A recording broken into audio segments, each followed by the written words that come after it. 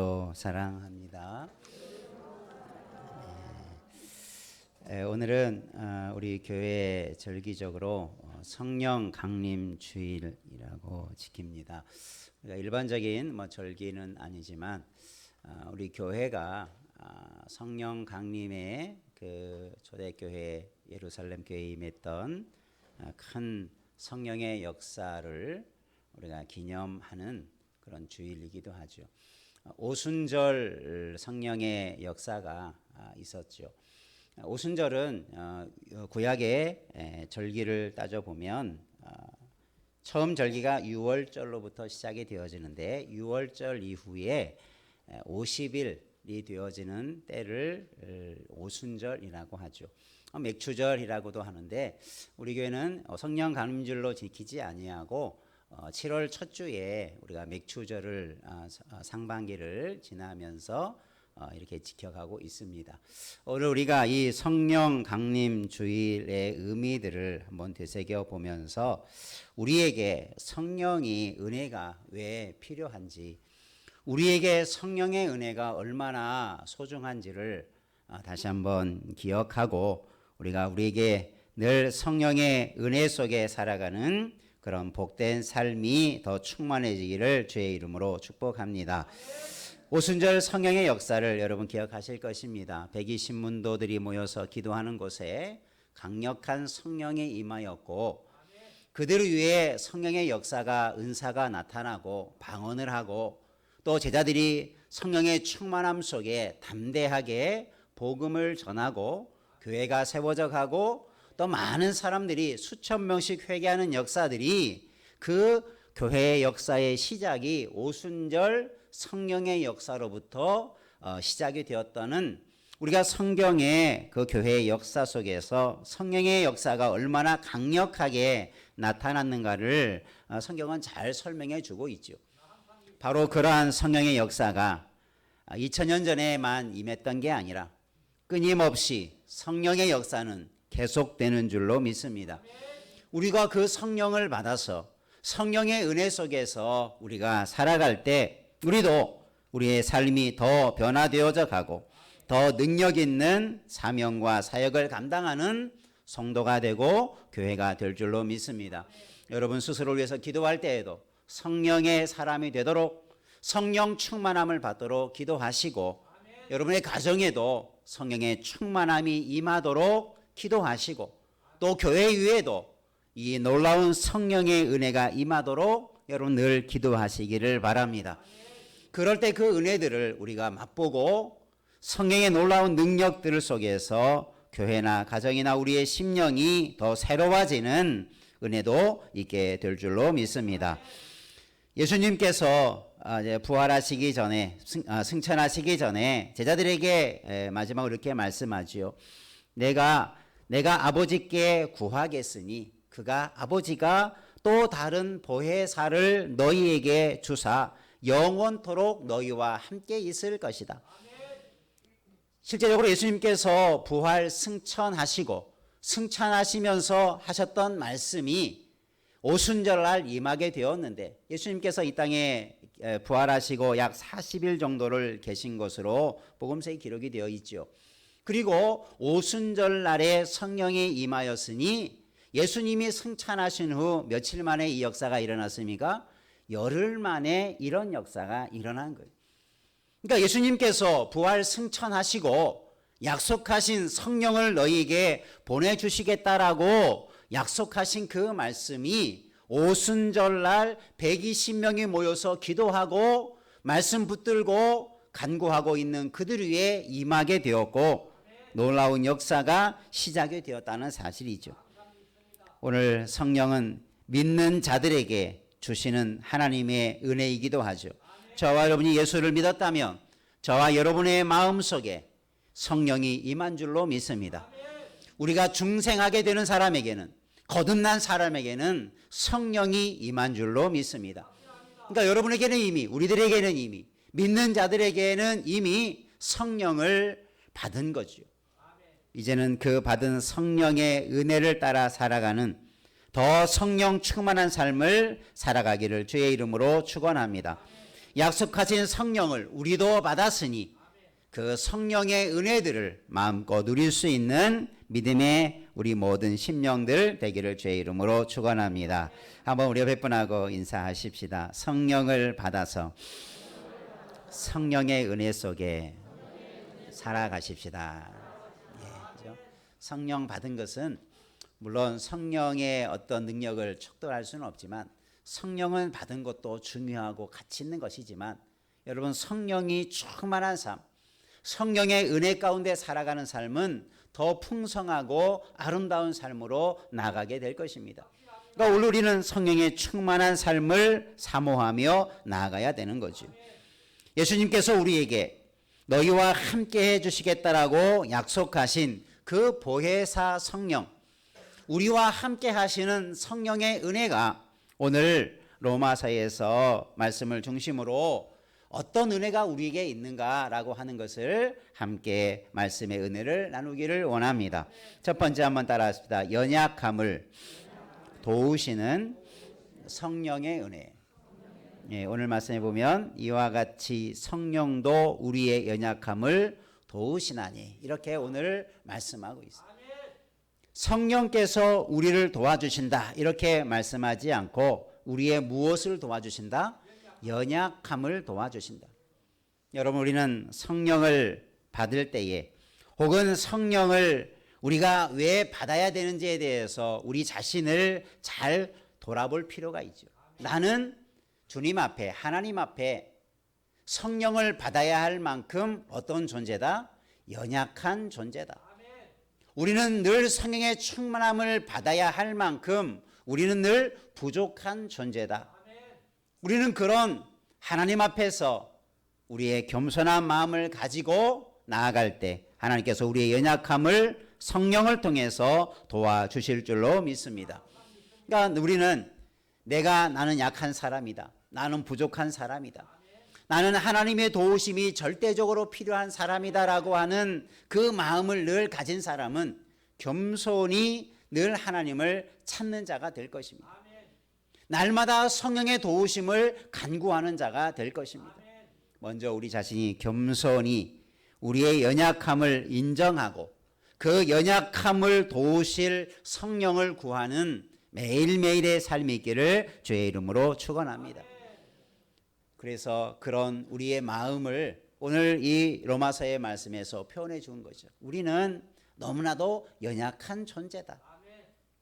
그런데 그 연약함을 하나님께서 내버려 두시는 게 아니라 성령을 통해서 도와주신다 이렇게 약속해 주고 있는 것입니다.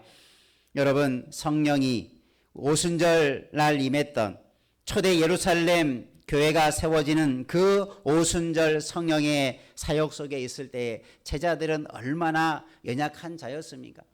예수님의 죽으심과 부활하심의 그 과정 속에 많은 제자들은 도망하고 예수님 곁을 떠나가고 좌절하고 실망하고 예수님의 부활을 목격했음에도 불구하고 어떻게 해야 될지 그들이 어떠한 사명을 감당해야 될지 우왕좌왕하며 지내던 시기에 그들이 그래도 기도하며 주의 약속을 기다리며 기도하는 중에 성령의 충만함을 경험하게 되었고 이제 그들이 분명한 사명을 알게 되고 그들이 교회를 세워가게 되고 그들이 주님이 맡겨주신 사명을 감당하는 성도로 제자로서의 사역을 감당하는 능력 있는 주님의 일꾼으로 변화된 줄로 믿습니다. 연약한 제자들이 성령을 받아서 강한 믿음의 일꾼으로 변화된 거죠. 우리는 연약하지만 여러분 성령의 충만함을 받으면 우리는 강한 주님의 일꾼으로 변화될 줄로 믿습니다. 내 연약함만 바라보고 안 된다 못한다 하지 말고 성령 받아서 능력 있는 주의 일들을 감당하는 이 시대의 성령의 사람이 되기를 주의 이름으로 축원합니다. 한번 옆에 분하고 다짐합시다. 우리 모두가 성령 받아서 성령의 사명을 감당하십시다. 네, 여러분 성령 받으면 내 연약함이 문제가 되지 않아요. 내 부족함이 문제가 되지 않아요. 문제는 내가 성령 받지 않고 은혜 받지 않고 살아가니 내 연약함이, 내 부족함이, 내 허물이 늘 문제가 되어져 가는 거죠. 여러분, 우리의 연약함을 알기에 그 연약함을 도우셔서 우리를 아름답게 세워가시는 성령을 받아서 성령의 충만함을 따라서 우리의 귀한 사명을 감당하고 주님의 일을 감당하는 거룩한 주님의 나라의 일꾼이 되기를 주님의 이름으로 축원합니다. 우리의 연약함을 성령께서 도와주신다. 이 도와준다라는 말의 그 헬라어 원문을 보면 세 단어가 합성된 단어입니다. 뭐 우리나라 말로 뭐 돕는다, 뭐 영어로 이 말을 뭐 help 이렇게 표현해서 돕는다 이렇게 간단하게 표현할 수 있는데, 이 헬라어 말에는 세 가지 단어가 합성이 되어서 이 돕는다는 말을 만들었어요. 이 세 가지 단어가 뭐냐면, 첫 번째로는 쉰, 안티, 람바노라고 하는 이 단어인데, 쉰이라고 하는 것은 함께라는 단어입니다. 함께라고 하는 단어와 그 다음에 안티, 여러분 안티라는 말이 보니까 반대하는 것, 반대되는 것, 그리고 람바노라고 하는 것은 옮기는 것, 이렇게 옮겨버리는 것, 이것을 람바노라고 그래요. 자, 이 세 단어가 돕는다라는 말로 사용되어지는데, 이 말을 그 세 가지 단어를 함께 풀었으면 어떤 의미가, 돕는다는 말이 어떤 의미냐면, 누군가가 나와 함께 해서 반대되는 것을 옮겨버린다라는 거죠.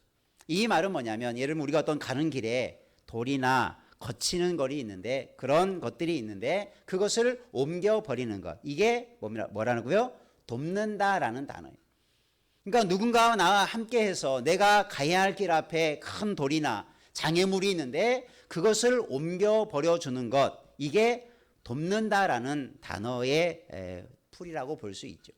그러니까 성령께서 우리를 도와주시는데 어떻게 도와주느냐?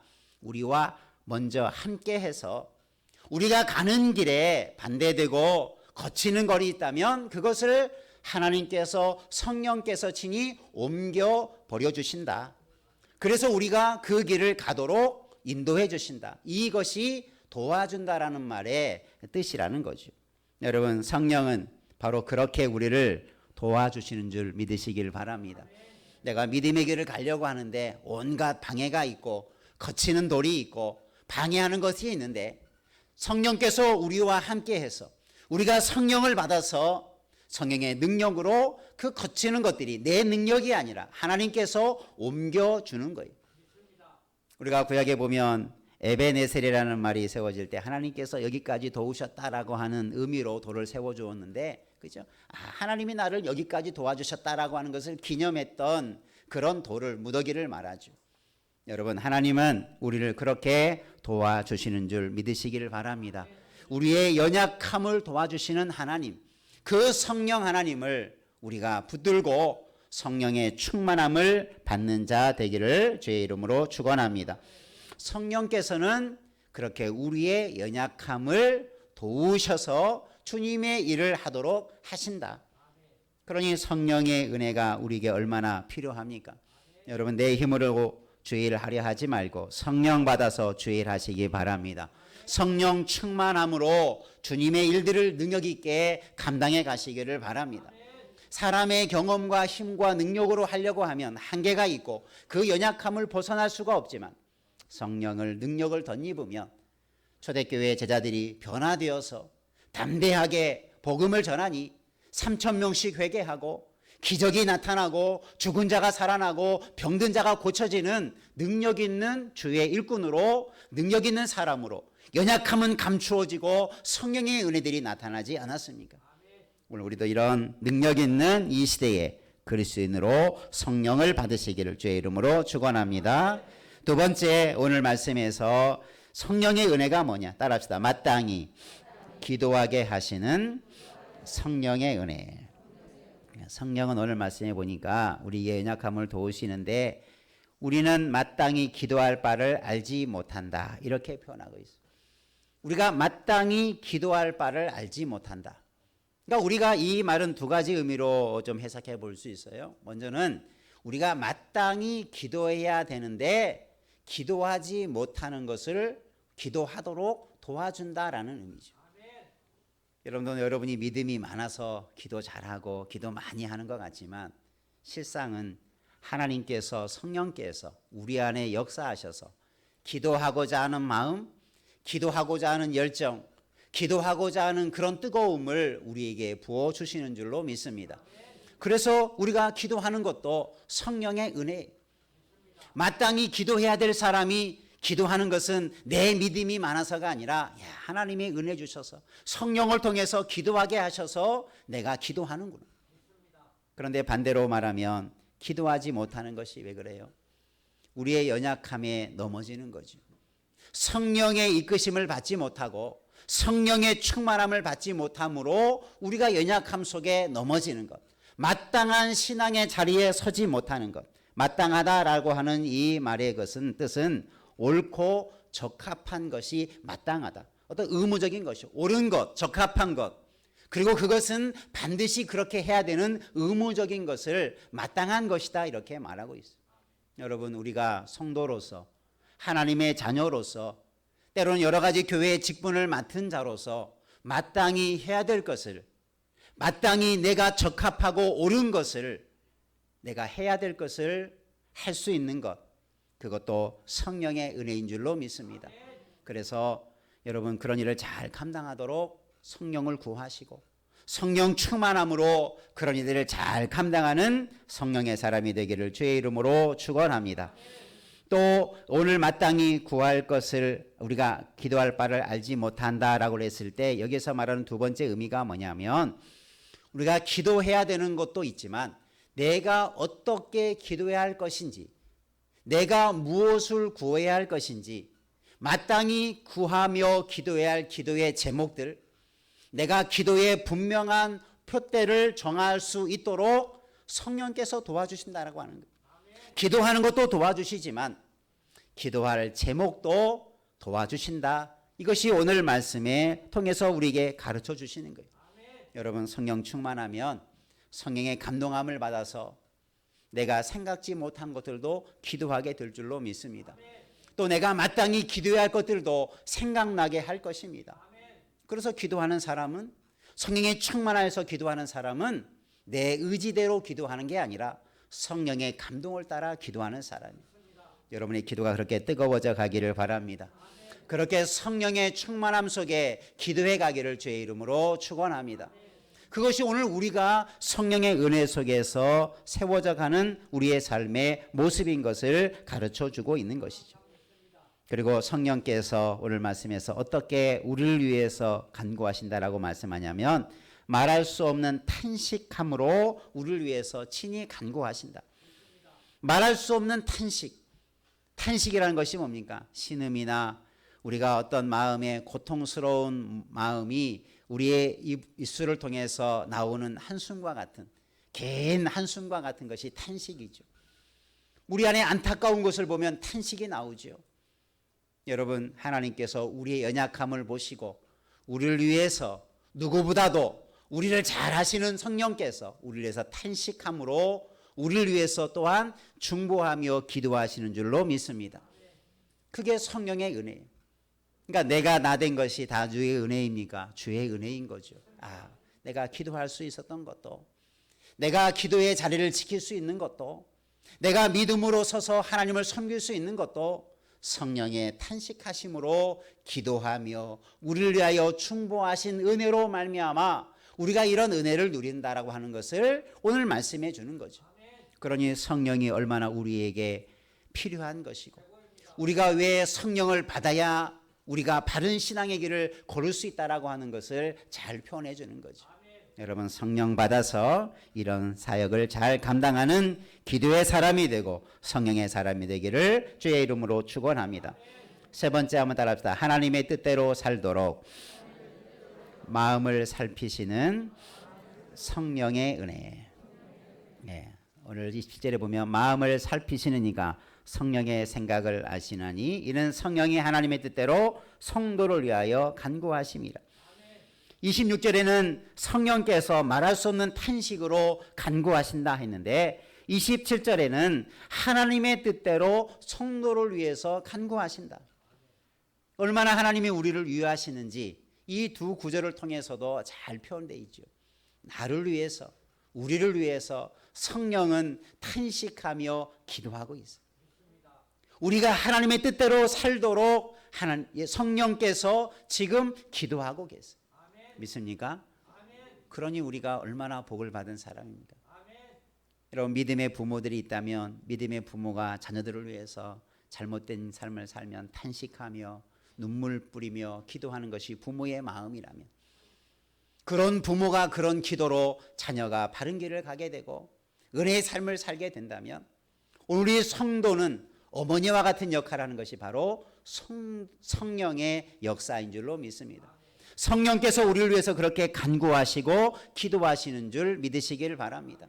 그래서 우리가 그 은혜를 따라서 그 기도의 소원대로 응답된 삶이 우리의 신앙의 삶이 되고 우리의 인생이 되어지는 줄로 믿습니다. 여러분, 그래서 우리는 성령을 떠나서는 바른 삶을 살 수 없고, 성령의 도우심이 없다면 우리는 바른 길로 나아갈 수 없는 거예요. 우리가 이런 성령을 그래서 더 사모하시고 더 성령의 은혜들을 간구하며 나아가시기를 바랍니다.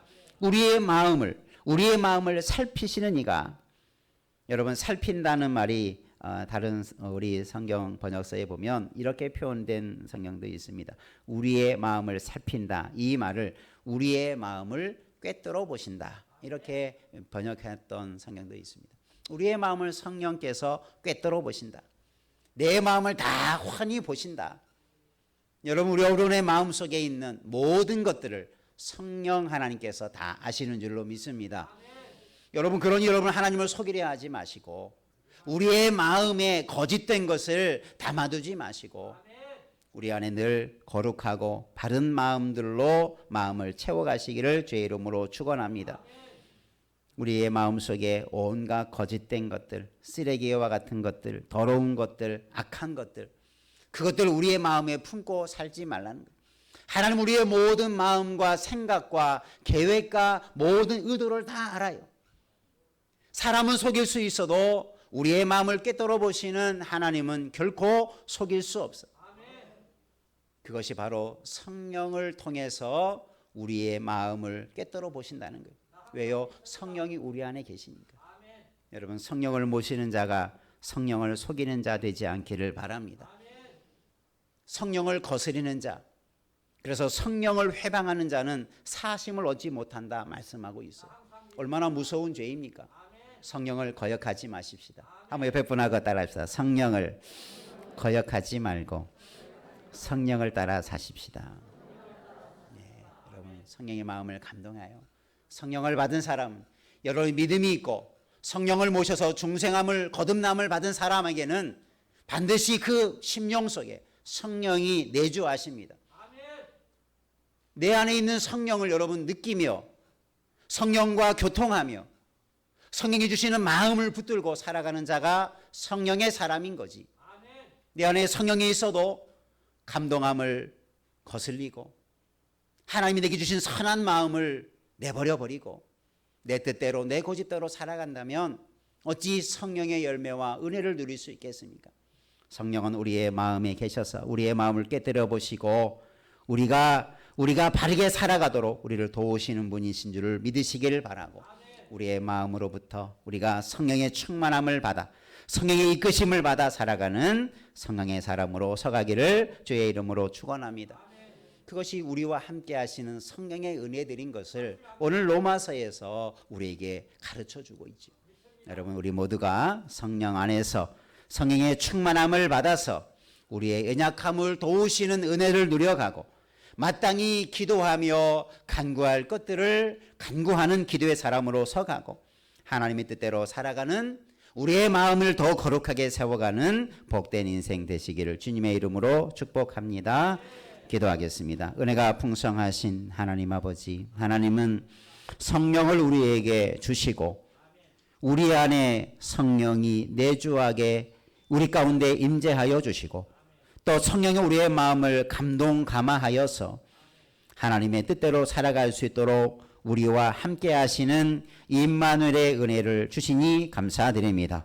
성령 충만함으로 우리가 더 능력 있게 변화받아 하나님 앞에서 바른 신앙의 길을 달려가게 도와주시고 우리를 도와주시는 하나님의 그 능력을 덧입어서 능히 승리하며 살아가는 온전한 믿음의 신앙인들이 다 되게 하여 주옵소서.